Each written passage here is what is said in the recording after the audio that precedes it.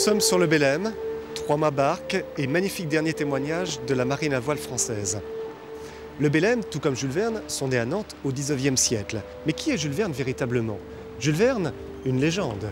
Jules Verne, dont on dit généralement que c'est un grand auteur pour la jeunesse, que c'est le père du roman de science-fiction. Jules Verne, dont on dit également qu'il aurait écrit ses voyages extraordinaires sans jamais quitter son cabinet d'écriture. Toutes ces affirmations sont en partie fausses.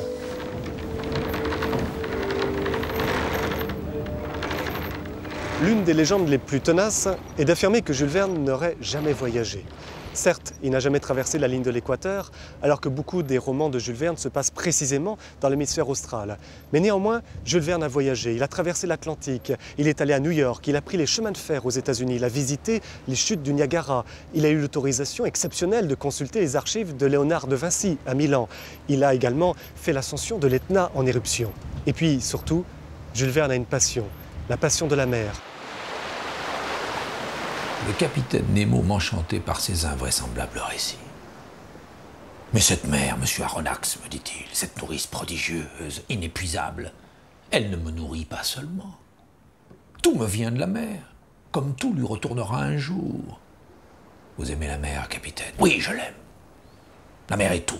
Elle couvre les 7/10 du globe terrestre. Son souffle est pur et sain. C'est l'immense désert où l'homme n'est jamais seul, car il sent frémir la vie à ses côtés. La mer n'est que le véhicule d'une surnaturelle et prodigieuse existence. Elle n'est que mouvement et amour. C'est l'infini vivant. Fuyant la vie parisienne, Jules Verne s'installe à Amiens avec sa jeune femme, Honorine de Viane, elle-même amiénoise. Il profite de cette période pour louer à l'année une petite maison au Crotoy, un petit port de la baie de Somme. Le Crotoy à l'époque est une station balnéaire à la mode.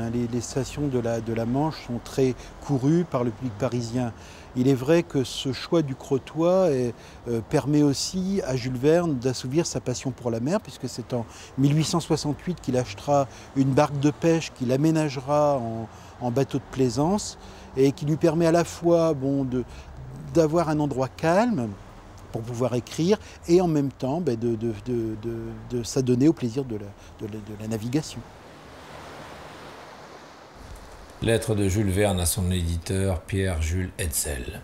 Crotoy, mercredi 4 mai 1870. Et votre santé? Ici tout va bien. Ah, mon cher ami, la vareuse, les galoches, l'air de la mer, le bateau, le Crotoy, c'est ma santé à moi. Ce qui m'enrhumerait à Paris me désenrhume ici. Jules Verne s'installe en 1872 à Amiens après un épisode au Crotoy de 1869 à 1872 pour plusieurs raisons. Une première est certainement liée à la vie du couple Verne, puisqu'Honorine était assez mécontente de la vie parisienne, donc de cette vie trépidante et parfois tentatrice, et qu'elle, elle-même étant une provinciale, une amiénoise, préférait certainement une vie plus calme et plus rangée. Deuxième raison, ça a permis certainement à Jules Verne de mettre une certaine distance entre lui et son éditeur Hetzel, éditeur qui était à la fois un ami, mais aussi quelqu'un qui intervenait beaucoup dans le processus d'écriture, qui était un conseiller, mais aussi un critique, quelquefois un censeur. Et même si Amiens restait à une distance raisonnable en termes de transport, moins d'une demi-journée en train avec Paris, donc ce qui permettait quand même de rencontrer régulièrement Jules Hetzel pour leurs affaires, ça permettait de mettre une certaine distance et de pouvoir peut-être plus affirmer son rôle d'écrivain. Lettre de Jules Verne à Hetzel, Amiens, lundi 18 juin 1877. Je vais en mer ce soir pour 5 ou 6 jours. J'ai besoin de cela pour me remettre un peu la cervelle. Avec ses premiers succès littéraires, Jules Verne s'offre un premier navire, une simple chaloupe de pêche, qu'il baptise le Saint-Michel I. Et avec 2 marins pêcheurs, il va réaliser plusieurs voyages en mer, en Angleterre ou faire le tour de la Bretagne par exemple. L'argent venant, il va se faire sur mesure un très beau navire qu'il va baptiser le Saint-Michel II. Et puis la fortune venant, il va se faire une folie comme il va dire à son éditeur Hetzel. Il va s'offrir un magnifique yacht, un yacht gréé en goélette avec 11 hommes d'équipage qu'il va baptiser le Saint-Michel III et qui va lui permettre de réaliser 5 grands voyages à travers le monde. Et le Saint-Michel III sera une source d'inspiration merveilleuse pour l'auteur des Voyages extraordinaires. Lettre de Jules Verne à Hetzel, Nantes, jeudi 1er novembre 1877. J'ai enfin terminé ma grosse affaire du yak à vapeur dont je vous avais parlé. Quelle folie. 55 000 francs. Je paie moitié comptant et le reste dans 1 an. Mais aussi, quel bateau. Et quel voyage en perspective. La Méditerranée, la Baltique, les mers du Nord. Aussi bien Constantinople que Saint-Pétersbourg. La Norvège, l'Islande, etc. Et pour moi, quel champ d'impression. Et que d'idées nouvelles à récolter.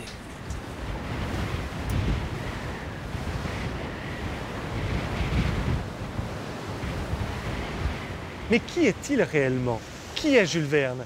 Qui se cache derrière les masques? Le mieux, probablement, pour connaître Jules Verne, sa pensée, ses envies, ses idées, c'est tout simplement de le lire. Moi, je pense que c'était un assez piètre marin. Je pense pas que Jules Verne était un grand marin ou un marin Je pense qu'il y avait un amour sincère de la mer, mais il y avait un amour d'amateur au joli sens du terme, c'est-à-dire que le goût de la mer. Mais je pense qu'il est pas beaucoup plus allé sur mer qu'il est allé sur la Lune. Mais par contre, et c'est là que Jules Verne est formidable. J'ai lu Le phare du bout du monde, situé par Jules Verne, en fait, sur l'île des États, qui est à la pointe extrême du Cap Horn. Le Cap Horn fait cette petite pointe, et puis il y a une île à côté qui s'appelle l'île des États. Et le récit de Jules Verne, de la description de l'île des États, de l'ambiance, de l'atmosphère, est sidérant. C'est-à-dire qu'il est d'un réalisme très émouvant, parce que la falaise a cette gueule, cette île a l'atmosphère de cette zone du monde que je connais assez bien, et c'est exactement ça. Et ça, je l'ai lu à l'âge adulte. Moi, le phare du bout du monde, je l'ai lu il y a 3 ans. Et j'en ai été ébloui. Parce que je faisais le phénomène inverse sur des zones que je connais, dans lesquelles j'avais fait l'aventure. Je lisais le récit d'un homme, et s'il y a imposture, vous le voyez tout de suite, c'est-à-dire que vous le sentez même presque physiquement, c'est insupportable. Et là, je retrouvais presque une description de ce que j'avais perçu de l'île, magnifique, que moi, j'aurais sûrement pas pu faire moi-même, mais qui correspondait tellement aux émotions et à la perception visuelle et la sensation que j'avais eue en passant à côté de l'endroit, quoi. Et moi, ça m'a touché. Et encore plus conforté dans l'approche du génie de Jules Verne. Je me dis, quand même, comment faisait-il? Il n'y a jamais mis les pieds. La mer est le vaste réservoir de la nature. C'est par la mer que le globe a pour ainsi dire commencé. Et qui sait s'il ne finira pas par elle? Là est la suprême tranquillité. La mer n'appartient pas aux despotes. À la surface, ils peuvent encore exercer des droits iniques, s'y battre, s'y dévorer, y transporter toutes les horreurs terrestres. Mais à 30 pieds au-dessous de son niveau, leur pouvoir cesse, leur influence s'éteint, leur puissance disparaît. Ah, monsieur, vivez. Vivez au sein des mers. Là seulement est l'indépendance. Là, je ne reconnais pas de maître. Là, je suis libre.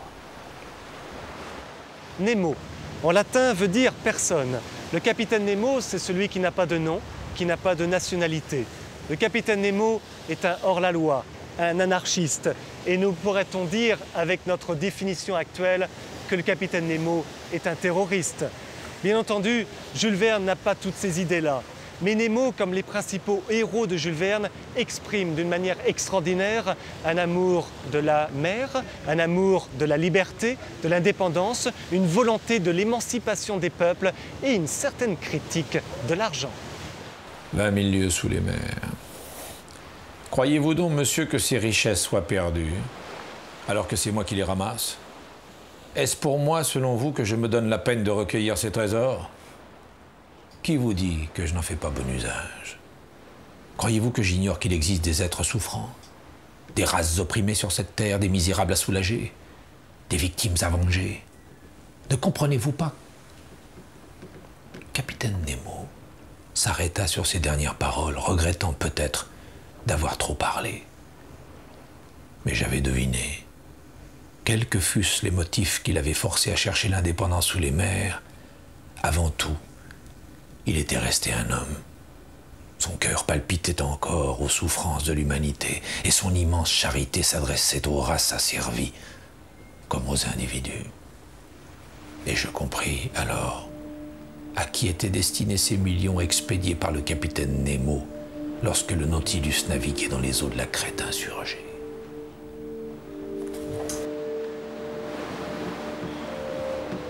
Il existe un roman de Jules Verne, Matthias Sandorf, qui donne une excellente description de l'auteur des Voyages extraordinaires. Matthias Sandorf, c'est l'histoire d'une révolution qui échoue. C'est l'histoire d'un homme qui est trahi, que tout le monde croit mort, et qui réapparaît 15 ans plus tard sous le nom d'un nouveau personnage, le docteur Antekirt, à la tête d'une fortune considérable, qui va être pour lui un instrument de vengeance.